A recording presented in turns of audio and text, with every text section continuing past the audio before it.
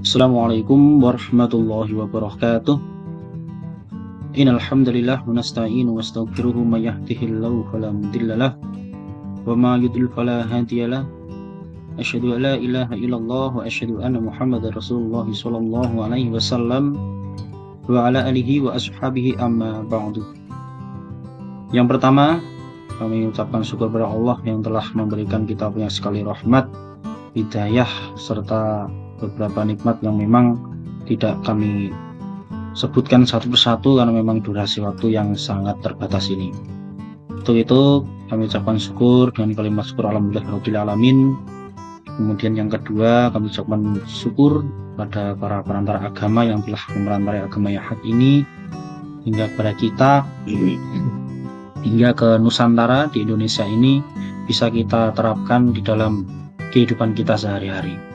Juga yang ketiga, mengucapkan syukur pada para pembaca, para penyimak video atau presentasi kami dari Matkul Sejarah Pendidikan Islam, yaitu Sejarah Pendidikan Islam di Nusantara, oleh saya sendiri, yaitu kami mutawakilin, nomor induk mahasiswa yaitu 31502300162.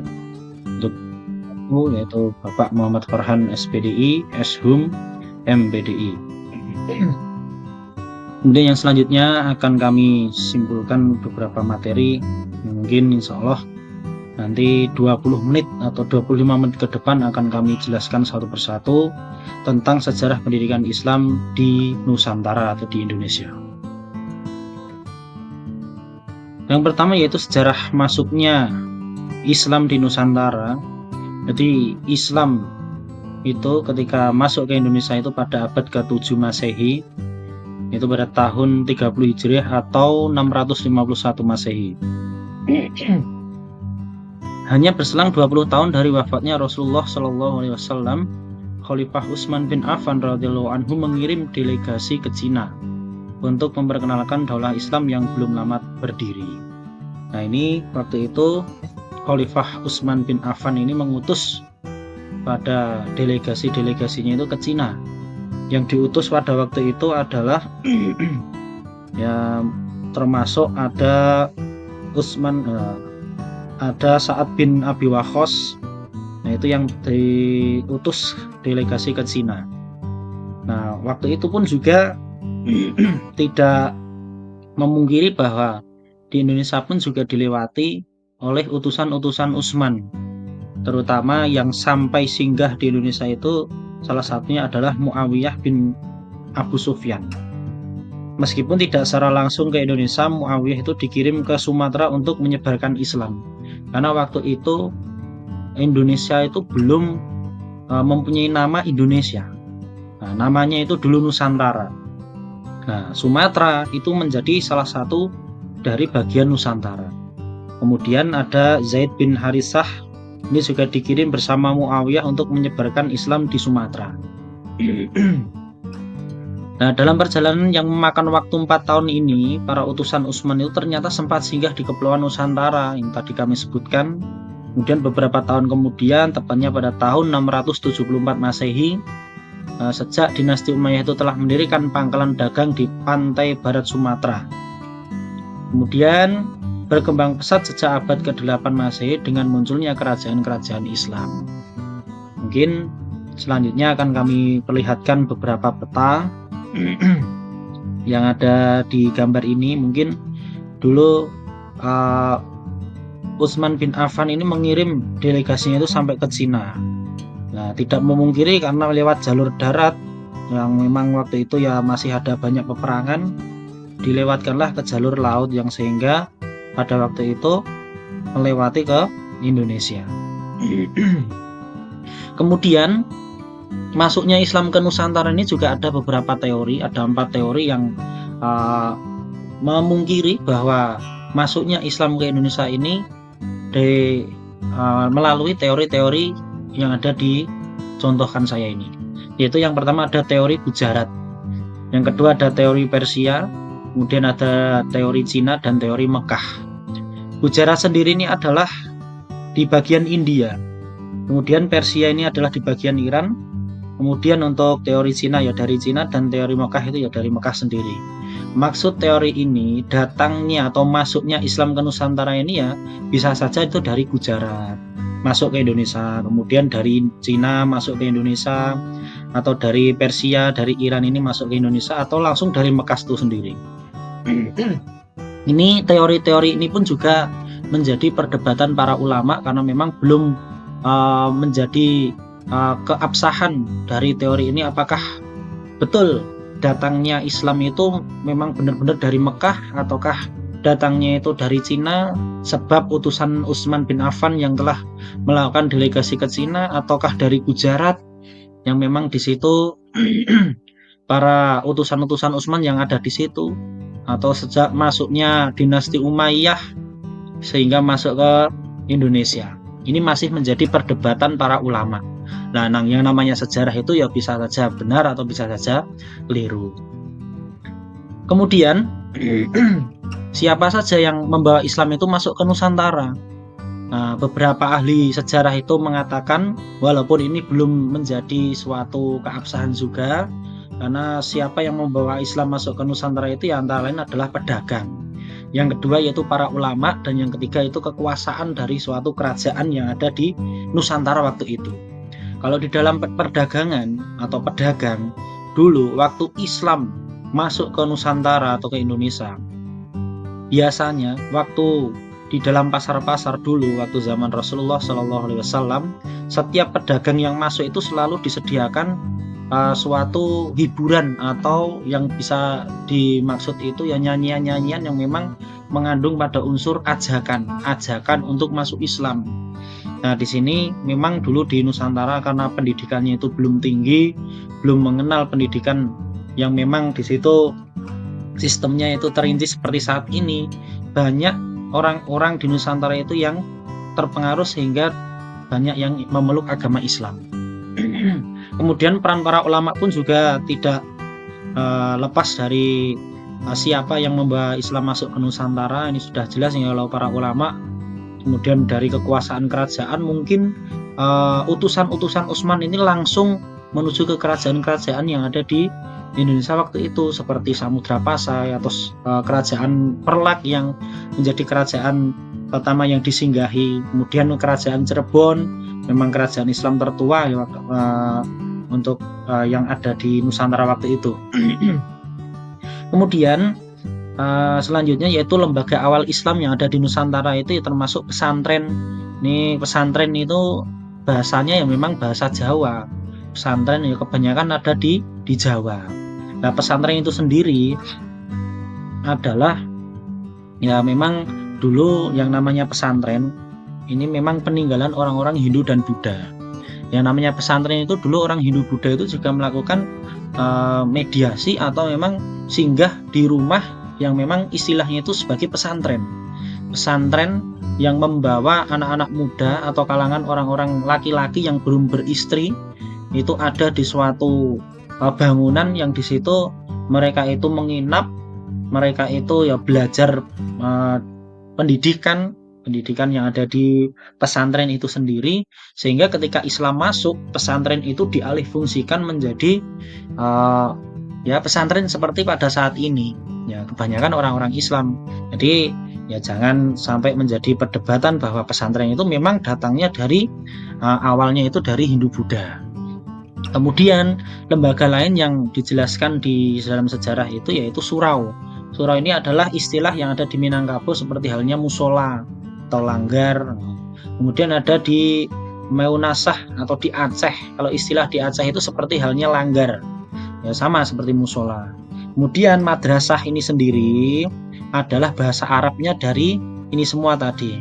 Madrasah yaitu dari kata madrusah atau darusah yang berarti sama ya, seperti istilahnya itu ya tempat untuk belajar. Nah, kemudian fungsi lembaga pendidikan Islam di awal Nusantara waktu itu yang ada di Jawa, salah satunya itu umat Islam itu mentransfer sebagai lembaga keagamaan Hindu Buddha menjadi pesantren. Ya karena memang transfer lembaga keagamaan Hindu Buddha ini juga tidak lekang dari seperti halnya pesantren yang ada saat ini, ya, nginep seperti itu. Kemudian belajarnya itu ada gurunya, kemudian ada muridnya, disampaikan di suatu rumah atau suatu bangunan yang memang di situ khusus untuk belajar orang-orang yang ada di lembaga tersebut. Kemudian setelah masuknya Islam, lembaga keagamaan Hindu-Buddha ini menjadi pesantren atau lembaga keagamaan Islam. Kemudian di Minangkabau pun juga sama. Ini mengambil surau sebagai peninggalan adat masyarakat setempat sebagai lembaga pendidikan Islam. Sama, karena memang dulu sebelum kerajaan Islam itu datang ke Indonesia, lebih dulu datang kerajaan Hindu-Buddha yang memang di Indonesia itu dulu kebanyakan atau mayoritas beragama Hindu-Buddha. Kemudian di Aceh pun juga sama, menjadikan lembaga Maunasah ini sebagai lembaga pendidikan Islam pada masa pendidikan awal di Nusantara. Kemudian di Jawa pun juga tidak lekang atau tidak terlupakan dari peran Wali Songo.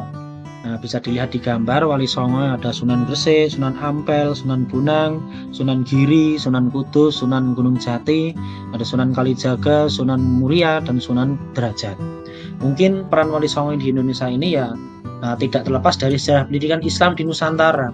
Dakwahnya pun juga berhasil mengkombinasi aspek spiritual dan mengakomodasi tradisi masyarakat setempat dengan cara mendirikan pesantren, tempat dakwah dan proses belajar mengajar. Ya, karena memang tadi saya singgung bahwa pendidikan di Indonesia pada waktu itu masih belum tinggi, masih minim. Jadi peran guru, peran wali-wali songo pada waktu itu pun juga sangat menyokong berdirinya atau berdirinya Islam atau masa kejayaan Islam yang ada di Indonesia. Dulu peran wali songo itu ya contohnya dengan mengajarkan Islam disertai dengan alat-alat musik atau peraga-peraga atau dengan nyanyian-nyanyian yang memang waktu itu ya membuat orang-orang Jawa, orang-orang dari suku-suku Jawa itu tertarik untuk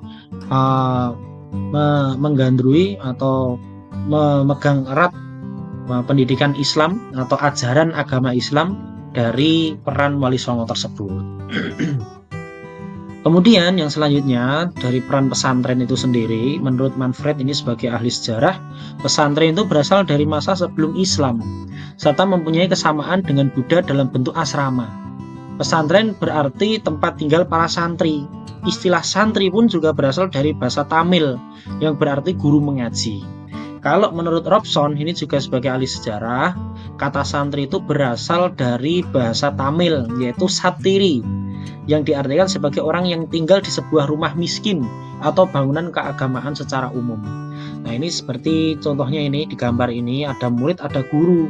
Di pesantren itu ya berarti secara luas itu artiannya adalah tempat tinggal para santri yang mencari ilmu pendidikan dalam kurung ilmu Islam, dari pendidikan agama Islam. Kemudian pesantren sebelum dan sesudah kemerdekaan. Karena dulu memang pesantren itu masih sangat kuno, karena memang masih banyak agama-agama selain Islam yang ada di Indonesia. Nah, ini pesantren sebelum dan sesudah kemerdekaan itu ada beberapa istilahnya itu fungsinya. Nah, ini kalau sebelum masa kemerdekaan, madrasah atau pesantren ini sebagai lembaga pendidikan Islam. Ini berfungsi menghubungkan sistem lama dengan sistem baru dengan jalan mempertahankan nilai-nilai lama yang masih baik dan masih dapat dipertahankan dan mengambil sesuatu yang baru dalam ilmu, teknologi, dan ekonomi yang bermanfaat bagi kehidupan umat Islam. Oleh karena itu, isi kurikulum madrasah pada umumnya adalah apa yang diajarkan di lembaga-lembaga pendidikan seperti Islam itu sendiri. Islam seperti pesantren, ditambah dengan beberapa materi pelajaran yang disebut dengan ilmu umum. Kemudian setelah kemerdekaan, ini kemudian pada tanggal 3 Januari 1946, dibentuklah Departemen Agama yang akan mengurus masalah-masalah keberagaman agama, termasuk di dalamnya itu pendidikan khususnya itu madrasah. Namun pada perkembangan selanjutnya, madrasah itu walaupun sudah berada di bawah naungan Departemen Agama, tetapi hanya sebatas pembinaan dan pengawasan saja. Keadaan ini masih berlangsung sampai dikeluarkannya SKB 3 Menteri. Yang belum tahu SKB itu Menteri atau SKB 3 Menteri adalah surat keputusan bersama 3 menteri yang terlibat, yaitu Menteri Agama, kemudian Menteri Pendidikan dan Kebudayaan, dan yang ketiga adalah Menteri Dalam Negeri. Nah, ini tujuannya pun juga yang pertama itu ya pengaturan kurikulum pendidikan agama. Nomor 2 itu pembentukan lembaga pendidikan keagamaan, dan nomor 3 pengakuan dan pengawasan lembaga pendidikan keagamaan. Dan yang terakhir ada pemberian izin dan pengawasan kegiatan keagamaan. Kemudian kebijakan ini pun juga membawa pengaruh yang sangat besar bagi madrasah karena pertama, ijazah dapat mempunyai nilai yang sama dengan sekolah umum yang sederajat. Yang kedua, lulusan sekolah madrasah dapat melanjutkan ke sekolah umum yang setingkat lebih tinggi. Dan yang ketiga, siswa madrasah pindah ke sekolah umum yang setingkat. Itulah untuk peran dari atau dikeluarkannya SKB 3 Menteri. Kemudian untuk penjelasan singkat, di Sumatera Barat itu pendidikan Islam tradisional disebut surau. Minangkabau yang tadi sudah saya jelaskan, surau telah ada sebelum datangnya Islam di Indonesia. Jadi surau itu termasuk peninggalan dari kerajaan Hindu-Buddha. Sebelum datangnya Islam itu sudah ada surau itu sendiri. Nanti untuk gambarnya akan kami perlihatkan. Yang selanjutnya adalah surau adalah tempat yang dibangun untuk tempat ibadah orang-orang Hindu-Buddha. Kemudian surau juga digunakan sebagai tempat berkumpul pemuda-pemuda untuk belajar ilmu agama, yang mana sebagai alat yang ideal untuk memecahkan masalah-masalah sosial, ya sebagai hukum, sebagai kehidupan sosial dan lain sebagainya. Dan surau itu dalam sejarah Minangkabau diperkirakan berdiri pada tahun 1356 Masehi, yang dibangun pada masa Raja Aditya Warman di kawasan Bukit Gombak. Sebagaimana diketahui dalam lintasan sejarah Nusantara bahwa pada masa ini adalah masa keemasan bagi agama Hindu-Buddha, maka secara tidak langsung dapat dipastikan bahwa eksistensi dan esensi surau kala itu adalah sebagai tempat ritual bagi pemeluk agama Hindu-Buddha. Yang selanjutnya, pendidikan agama Islam PAI di Indonesia itu diwajibkan melalui beberapa peraturan-peraturan pemerintah. Yang pertama diatur dalam Undang-Undang Nomor 2 Tahun 1989 tentang Sistem Pendidikan Nasional atau Pasal 39. Nomor 2 Peraturan Pemerintah Nomor 72 Tahun 1991 tentang Pendidikan Agama. Kemudian Peraturan Menteri Pendidikan dan Kebudayaan Nomor 2 Tahun 1993 tentang Kurikulum Pendidikan Dasar dan Menengah. Nomor 2 ada Peraturan Menteri Nomor 13 Tahun 2014 tentang Pendidikan Agama.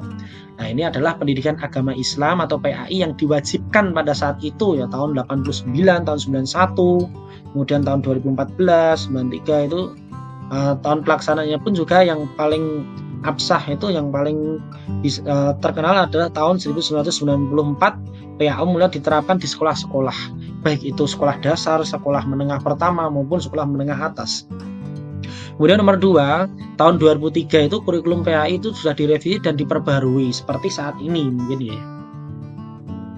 Nah, ini sebagai gambar surau, bisa dilihat di gambar ini surau di Nagari Lubuk Bawi. Nah, surau itu sendiri itu biasanya dikonotasikan dengan istilah langgar atau musola, karena dari segi kelahiran surau itu muncul jauh sebelum langgar atau musola berdiri sebagaimana disebutkan di atas tadi. Nah, ini untuk surau, ini gambarnya seperti ini, masih sama seperti adat-adat Minangkabau ya, sama seperti rumah makan Padang lah, itu kan di Padang sana di Minangkabau itu banyak yang atapnya itu runcing seperti ini.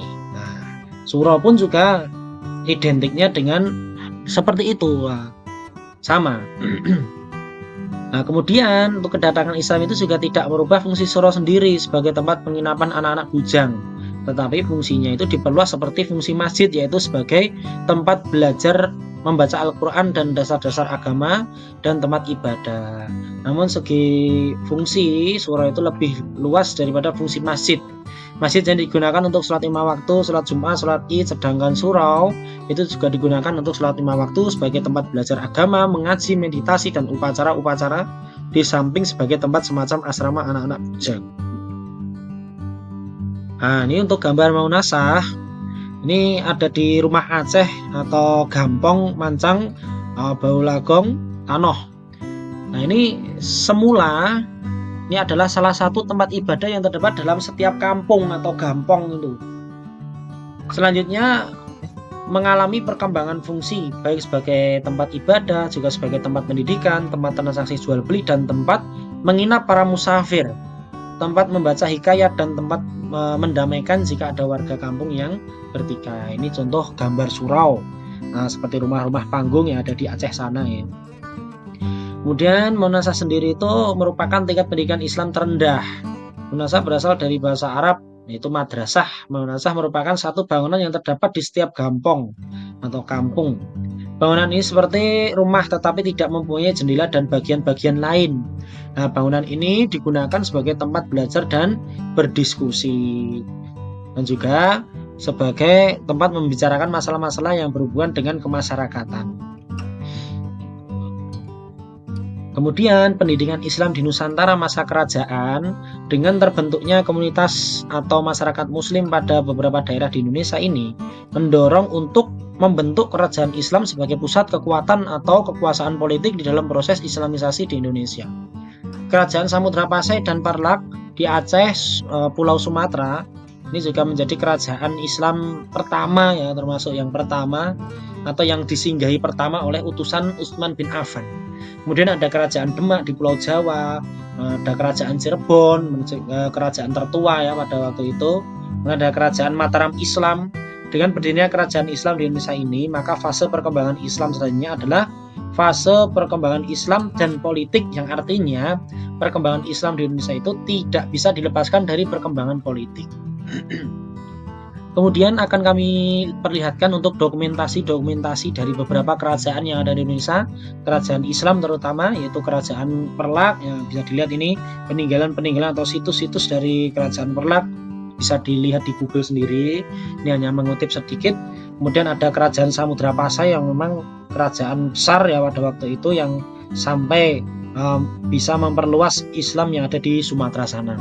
Bahkan awalnya dulu kerajaan Islam masuk di Indonesia itu ya awalnya dari kerajaan Samudra Pasai itu sendiri, yang tadinya itu berasal dari para pedagang-pedagang di pesisir pantai di Sumatera, sampai akhirnya itu sampai meluas ke Sumatera, bahkan keluar Sumatera. Kemudian ada kerajaan Mataram Islam. Nah, ini diperhatikan di gambarnya ini, seperti halnya yang ada di gambar. Ini hanya peninggalan-peninggalannya saja. Dulu kerajaan Mataram Islam ini juga menjadi kerajaan yang salah satu yang terbesar. Kemudian ini lukisan ya atau ilustrasi dari kerajaan Cirebon. Nah, sampai saat ini pun Cirebon itu juga masih ada kesultanan yang ada di Cirebon, yang memang di situ ya merupakan kerajaan Islam terbesar, salah satu kerajaan Islam terbesar. Nah, ini ada kerajaan Gua Talo dan kerajaan Tidore. Nah, kalau di Gua Talo itu seperti Sultan Hasanuddin ya, yang dulu memimpin dari kerajaan Tidore atau Gua Talo, yang memang kerajaannya itu yang dipimpin oleh Sultan Hasanuddin sendiri dan bisa berkembang sampai melawan para penjajah itu dengan ilmu-ilmu agama Islam. Ya, terima kasih atas partisipasi dari para pendengar. Mungkin dari awal sampai akhir ada tutur kata saya yang kurang berkenan, memang ada yang belum lengkap, mungkin nanti bisa lihat referensi-referensi yang ada di YouTube atau di Google.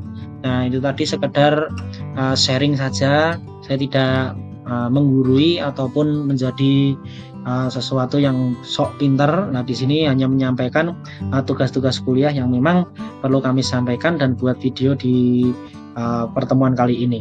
Terima kasih atas waktunya, semoga bisa bermanfaat untuk semuanya, termasuk wabil khusus untuk mahasiswa Unisula. Soalnya itu yang bisa kami sampaikan. Akhirul kalam, wassalamualaikum warahmatullahi wabarakatuh.